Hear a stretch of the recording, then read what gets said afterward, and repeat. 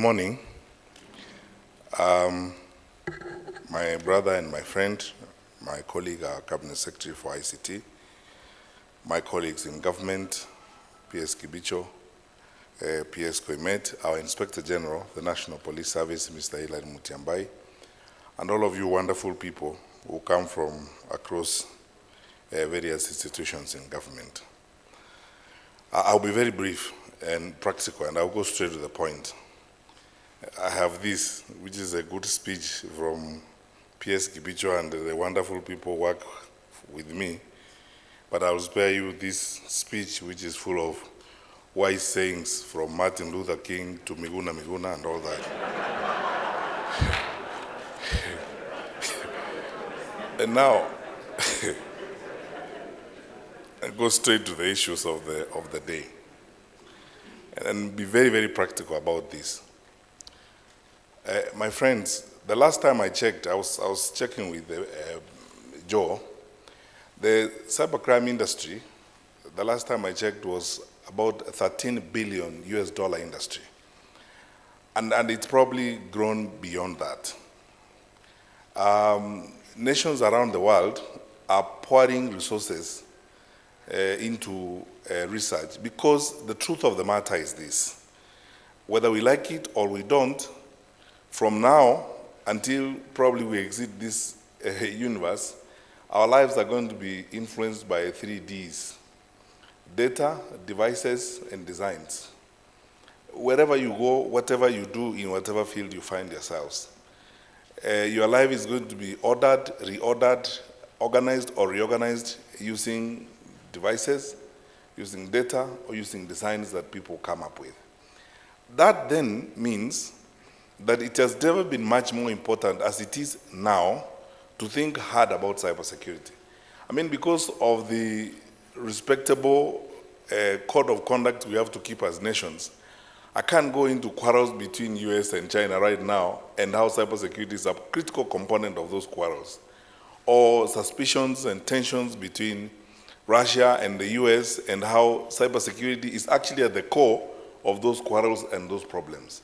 That's why I'm happy that, my colleagues from the security sector in the broadest sense are represented here, and they are clued into this. I'll make very simple 5 points. 1, we have just started with the formation of the NC4. We have not even begun to scratch the surface of what we need to do as a country. Now is the time for all of us, all institutions involved in the NC4 and so on, to begin to think about massive investment in cybersecurity. Massive investment in terms of training of people, getting people to understand the challenges we are dealing with, the complexity of the problems we are dealing with. Forget about somebody from Laikipia claiming that they are my son, or some fellow somewhere, in this world, raining madness about, Diwali holiday. Collapsing a bank, it's real. If we were to share some of the challenges that we have had to deal with in the security sector before, I don't want to share any so that we don't alarm anyone.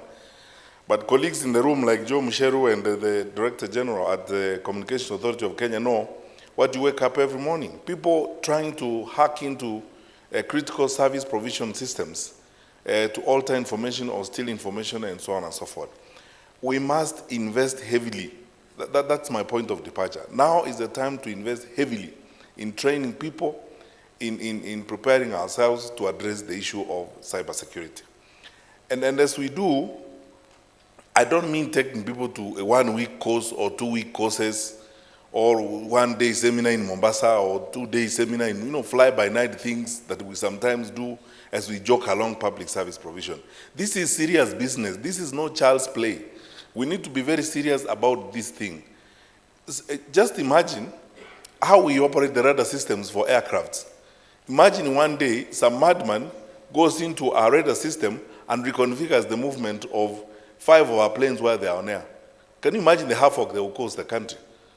Or people find their way into the grid and they disable our movement or supply of electricity across the country for a matter of hours. We will lose a number of patients in hospitals, and all manner of havoc will happen. You know, people need to appreciate the reality of what we are dealing with. That's why I'm saying now is the time to invest heavily in this. We have started. This is the point of departure. Let us think hard and think about what we need to do in this area. Number two, let's deepen knowledge. Because you see, for a country like Kenya, we are so blessed and so privileged. We are not only at the cutting edge of knowledge and the operations of the digital world, but we possess gifts and blessings that others don't. You know, I don't want to say this, but I was so proud. I walked into some country, you know, when I was out there in a critical installation where they are working a digital environment. Out of their 58 employees, 28 of them were young Kenyan kids who shouted, "CS," when I arrived, and so on. I mean, which means we have capacities that we need to now deploy, but we need to deepen knowledge. There are three, when it comes to digital life, there are only three people. You are either a digital native, a digital immigrant, or a digital alien. Many people who run government systems are digital aliens. And I mean, and you understand what I mean. They're digital aliens. They do not know anything about you know, digital life. They will not make, you know, head or tail of what you're telling them. They are terrified of, you know, the digital world and operating in that world. And then they make mistakes in the process, which endanger everyone else's life. Then there are digital immigrants, people in my generation who came into this world recently. We don't understand everything, but we have the curiosity to try to understand. Then there are the digital natives, our children who have grown up in this environment. You are one of the three. You're either a digital alien, a digital native, or a digital immigrant. I would suggest that as much as possible, when it comes to digital transaction and our cyber life, let's try to have as many digital natives as possible. Bring them on board and give them the opportunity because we have them. That is one of the advantages we have that other environments do not have. And I think we should try to invest heavily in raising these people. I mean, look, we have to be proud of this as a country. We have about 5 or 6 schools that are teaching ICT at degree level and even at postgraduate level. Now is the time to challenge these universities to move beyond offering programs and so on, to invest heavily in critical research in cybersecurity and warfare. Because the war next time is going to be fought in the cyberspace, period. That is it. Brigadier Anderito here can tell you, these wonderful people, the war next time is going to be fought in the cyberspace. That's why we need to be very careful about and make sure that we deepen knowledge. So the NC4, as you work on this ecosystem where we are at, I like the idea that PS Kipicho says, let us bring people on board. Let us include others. Because the more we expand knowledge, deepen involvement, and bring people on board, the more likely it is that we will deepen knowledge, deepen understanding, and be able to do the right thing as we go forward. Let us build institutional capacities. That's my point number 3. And I'll spend a few minutes on this. I mean no malice. I am trying to be as honest and as plain as a public servant can ever be. Please, NC4, have a meeting with our colleagues at the Judiciary Training Institute, JTI, and persuade them to factor in something called digital jurisprudence as part of the development of the capacities of the judiciary. I mean, no one knows the troubles I have seen, I can sing this again, than myself. Digital migration, we had to go to the Supreme Court. And to be honest with you, when I looked at the judgment of the lower courts, sometimes you don't know whether to laugh or cry. You can see clearly the judges cannot tell the difference between broadband, the spectrum. You can see clearly where the challenges are, even in the judgment as you read it. And there's nothing wrong with them. It's just that we need to invest in this knowledge. No one is born with knowledge of things. We learn. I mean, we are humble enough to say we don't understand this. We ask the digital natives, for example, to educate us and prepare us on what we need to do. Now, my friends, look, from Manhattan to the stock exchange in Singapore, to Nairobi Stock Exchange, to Johannesburg, all transactions are moving to that environment. we have Bitcoin, we have all this. And our conflicts, therefore, are going to move the digital environment. Who resolves our conflicts? The judiciary. Then they must also be there to be able to resolve the conflicts for us. Because if they are not there, how will they resolve the conflicts we have if they don't have that capacity? I suggest, and I want to ask colleagues like CA who are here, endowed colleagues who may have resources in the institutions and the others, because this thing is also about resources. Let us see whether, for example, I don't know, I need to read the law again on the USF, the Universal Service Fund, to see whether it's just provision of services or there's a window we can use through USF, for example, to pump resources into JTI and work with the judiciary to deepen and strengthen jurisprudence so that digital transactions, digital engagements, and so on are clear. They too understand the complexities and the challenges we are facing. So that when we are talking about impersonation and when we are talking about, for example, duplication of a document or forgery, when it happens in the cyberspace, you are going before someone who understands the challenge as you are dealing with them. Otherwise, you see, you go there and then you have challenges. They don't understand. Now, Joe and I, and Kibicho and Esther here, we are again before the court on Huduma card. Yet, I don't know whether to scream. I mean, look, who in this world, just tell me, the other day the president of Estonia was around. And you should go to Estonia. I mean, all of you are widely traveled people. Which country do people carry cards in bags and so on to sort out things? Some environments now is actually a barcode you need on the phone. And you'll do all your transactions from the supermarket to the petrol station to everywhere and so on. That's all you need. Now, we are fighting in Kenya about whether or not we should have one single source of truth. The US went to the social security number decades ago. How are we going to catch up? That's why I'm saying, my brothers and sisters, I'm trying to be as plain and as sincere as a public servant can be. Let us focus on capacity building. None of us knows everything. Let's be humble enough to know, to go to new frontiers and carry along everyone, because if we leave others behind, we're not better off. Let us move forward, as it were. And then one institution that I think we should bring along with us is the judiciary, because the judiciary is a critical actor in dispute resolution, in our business development, whatever investments we are making, whatever conflicts we are going to have, they are fundamental. So we can't force, if there are any of our endowed colleagues in the institutions we have here, poor resources, volunteer resources, let's build capacity and work with the Judiciary Training Institute, for example, to ensure that we all move forward together. Because you see, if we leave some people behind, we are not going to be fine where we are going. Now, let me tell you, from a political point of view, my point number 4 is the danger we face as a society.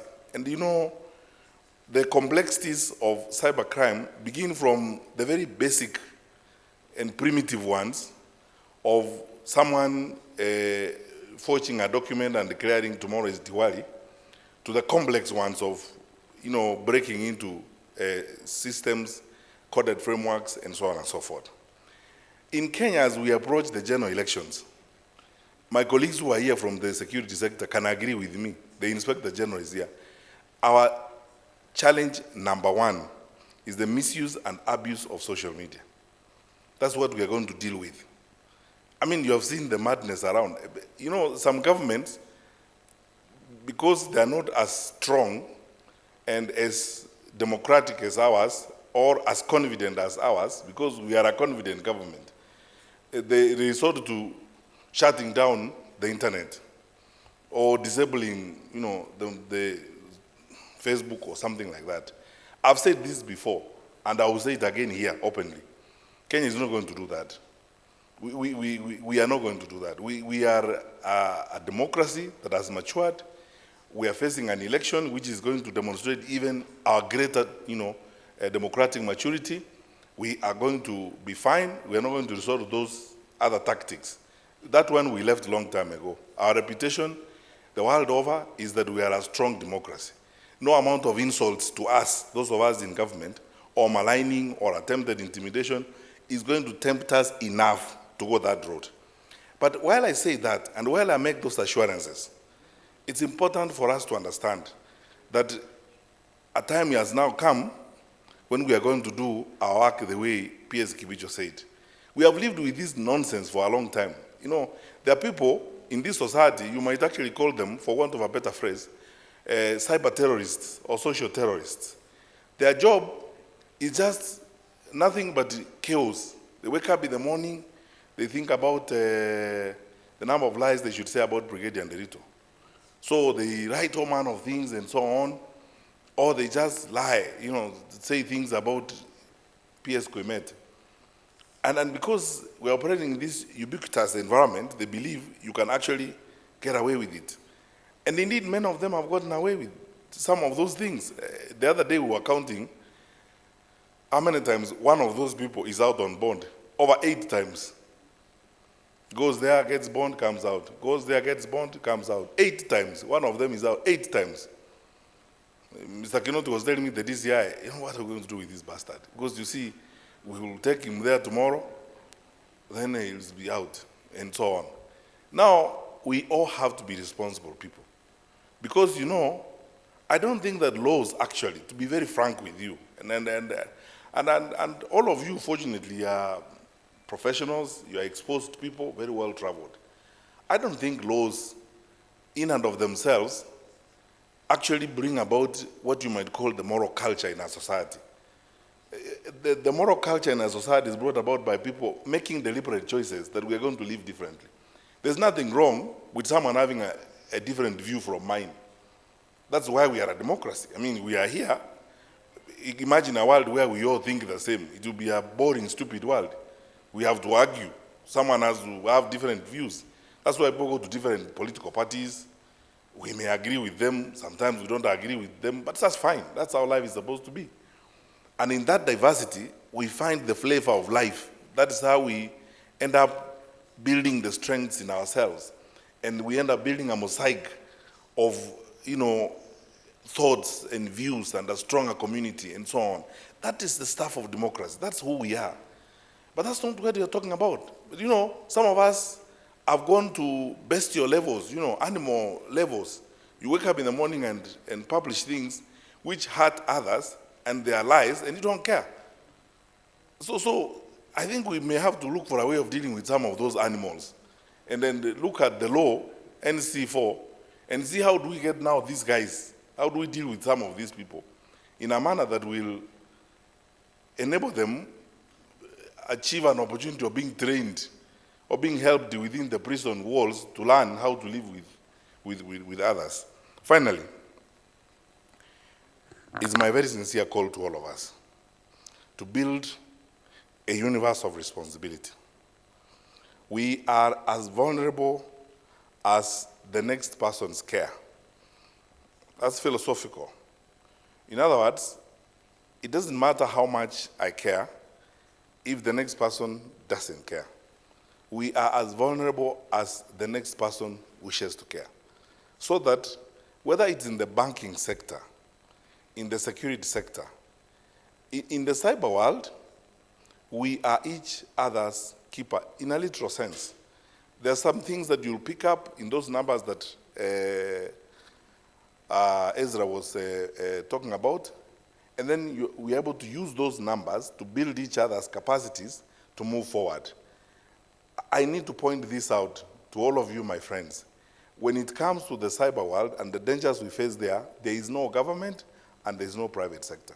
Because usually we foolishly draw that dichotomy, thinking that, oh, if it is affecting public service, it's okay, those guys don't care and so on.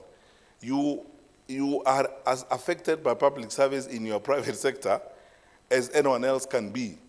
So we don't have a truncated operational environment where effects are going to be truncated so that they come to those who are in the private sector as opposed to those who are in the public sector, and so on and so forth. That's why I'm calling for, consciously, we must build a universe of responsibility where we agree institutionally that as we go forward and as we help one another, we are essentially building, you know, an environment that is helpful to each other. Where we see weaknesses, sometimes you don't have to wait to be called upon to do that. Volunteer your services and your support and go forward and do, you know, what needs to be done. And my friends, we will then build a stronger society, especially we in Kenya. I'm using those words advisedly, especially we, because we are the ones who are a step ahead of our colleagues even in the region in the investments we have done in digital life and in the level of innovation that we are seeing amongst us and in the opportunities that we have in our country. And all these can actually be reduced to nothing if we are not mindful of what happens in the cyber world. That's why we must create this universe of responsibility where we are each other's keeper. We look out for what's happening. We cannot write off the bad behavior and the criminal conduct happening in a political group and say, you know, hiyo ni kazi ya watu wapande ile. It will soon affect you. We must create a universe of, responsibility where we work together. You can expect and will get maximum cooperation from us. NC4 will give you everything we can, and we will line up all the institutional structures to support the work you do, especially because of where we are going. And we will act. We are a democratic society, but we will still be very responsible, and we will do our work as expected by the law.